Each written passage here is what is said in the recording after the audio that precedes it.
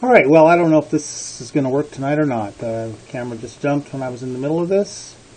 But as I said before, Angela is running this way to the right at 5, and Bert here is running to the left at 3. I set up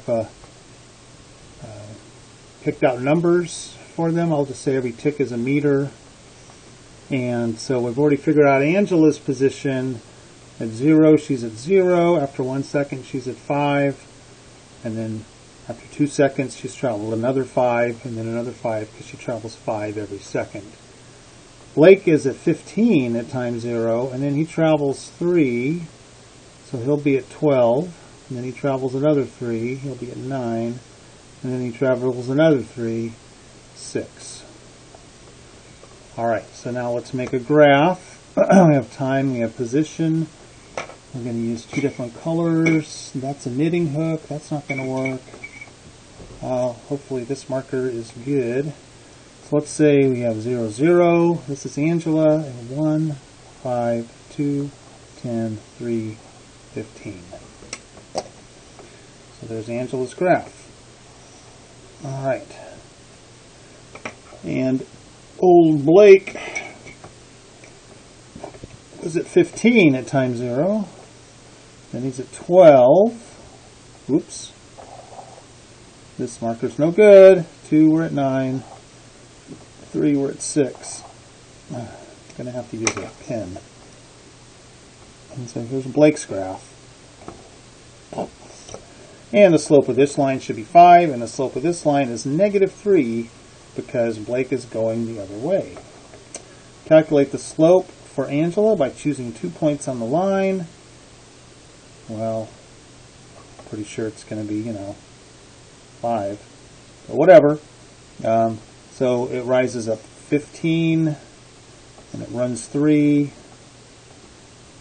15 over 3 is 5 meters per second. Slope for Bert, it's Blake.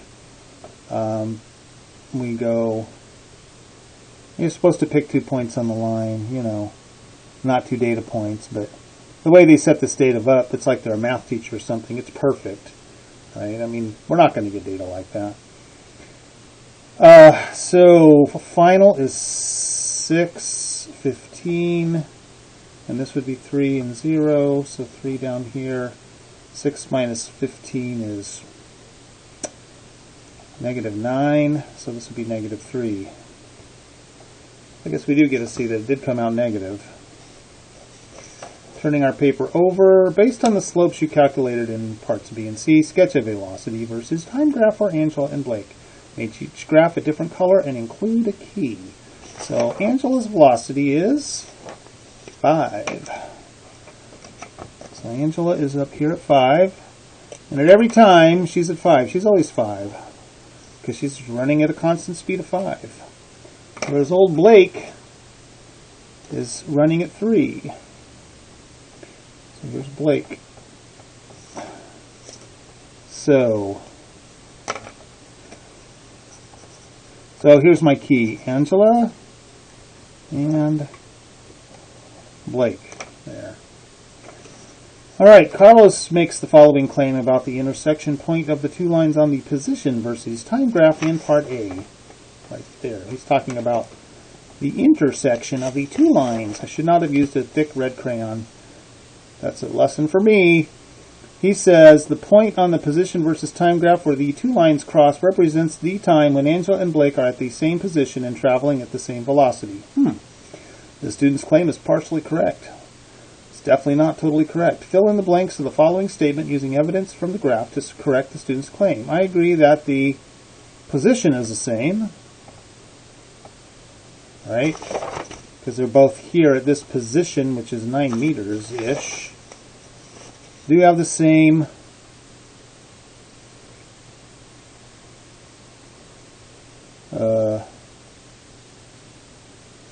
position or of 9 meters at 2 seconds. Oh boy, they're really not though, are they?